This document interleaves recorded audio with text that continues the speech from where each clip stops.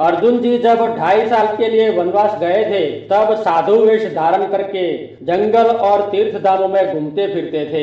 इसी तरह एक दिन जंगल में घूमते घूमते उनको प्यास लगी। वो अपनी प्यास बुझाने के लिए आसपास देखने लगे तो आगे जाके उन्होंने एक सरोवर देखा। वो सरोवर जाके पानी पीने लगे तो सरोवर में से 2 नागिन निकलकर अर्जुन जी के पांव पर दंश दिया। लेकिन ये क्या, जैसे ही दोनों नागिनों ने अर्जुन जी को दंश दिया कि तुरंत वो स्वर्ग की अप्सराओं में बदल गई। ये दोनों नागिन कौन थी और ऐसे अप्सरा में कैसे बदल गई, उसके बारे में आज विस्तार से चर्चा करेंगे।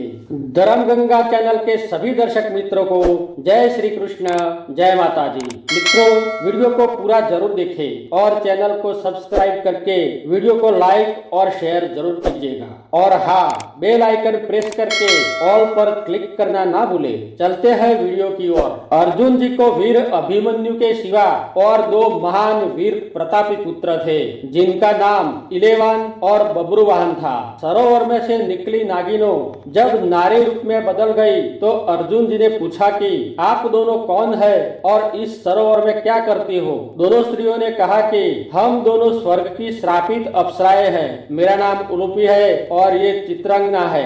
एक दिन हम दोनों देव सभा में नृत्य करते थे, तब वह अचानक ऋषि दुर्वासा आ पहुँचे। ऋषि को देखकर देवों ने कहा कि हमें तो तुम हर रोज खुश करते हो, लेकिन आज ऋषि दुर्वासा को खुश करो तो हम माने कि तुम एक अच्छे नृत्यांगना हो। हमने कहा इसमें क्या बड़ी बात है, हम ऋषि को भी खुश कर देंगे। और हम ऋषि दुर्वासा के आगे विविध प्रकार के नृत्य करने लगे। हम नृत्य कर करके थक गए, फिर भी ऋषि दुर्वासा खुश नहीं हुए तो हमें क्रोध में आकर कहा कि ये ऋषि एक जंगली जैसा है, ये नृत्य को क्या जाने। ऐसा सुनकर ऋषि दुर्वासा बहुत क्रोधित हुए और बोले कि तुम्हारे मन में कितना जहर भरा हुआ है, तुम एक ऋषि महात्मा को भी नहीं पहचानते। मैं तुम्हें श्राप देता हूँ कि तुम दोनों पृथ्वी पे पंपा सरोवर में नागिन बनकर गिरो।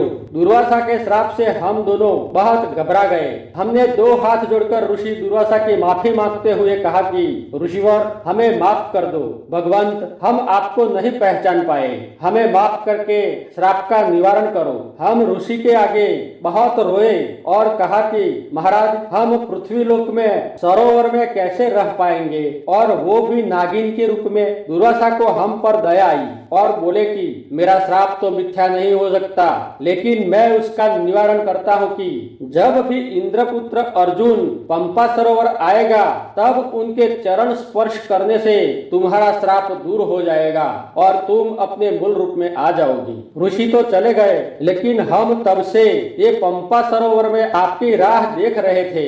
आज आपके चरण स्पर्श से हमारा श्राप दूर हुआ। अब तो आप ही हमारे सब कुछ हो, आपको हमारे साथ ब्याह करना पड़ेगा। अर्जुन जी ने कहा कि अभी तो मैंने साधु वेश धारण किया है, मैं आपके साथ शादी नहीं कर सकता। अप्सराओं ने कहा कि अगर आप हमारे साथ शादी नहीं करोगे तो हम दोनों फांसी लगाकर आत्महत्या कर लेंगे, तुम्हें 2 दूसरी हत्या लगेगी। अर्जुन जी मजबूर होकर ब्याह करने के लिए तैयार हुए। अप्सराओं ने नारद जी को याद किया और नारद जी नारायण नारायण करते हाजिर हुए और दोनों कन्याओं का अर्जुन जी के साथ ब्याह करवाया। अब उलूपी और चित्रांगना बोले कि आपने हमारे साथ ब्याह किया है तो तुम्हें आज की रात हमारे साथ रहना पड़ेगा। अर्जुन जी एक रात के लिए दोनों अप्सराओं के साथ रुक गए।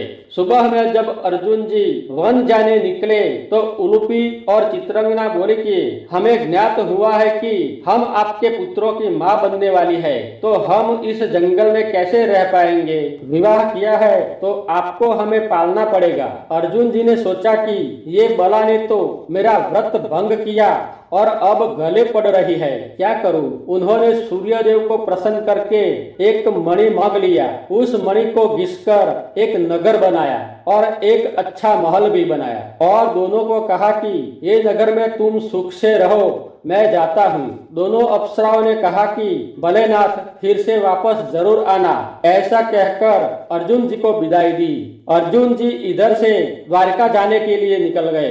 कुदरत के नियम अनुसार जब समय हुआ तो उलूपी और चित्रंगना ने एक एक पुत्र को जन्म दिया। उन्होंने एक पुत्र का नाम इलेवान रखा और दूसरे पुत्र का नाम बब्रुवाहन रखा। मित्रों, इस तरह इलेवान और बब्रुवाहन का जन्म हुआ। मिलते हैं अगले वीडियो में, तब तक के लिए सभी दर्शक मित्रों को ईश्वर भाई नायक का जय श्री कृष्ण, जय माता जी, हर हर महादेव।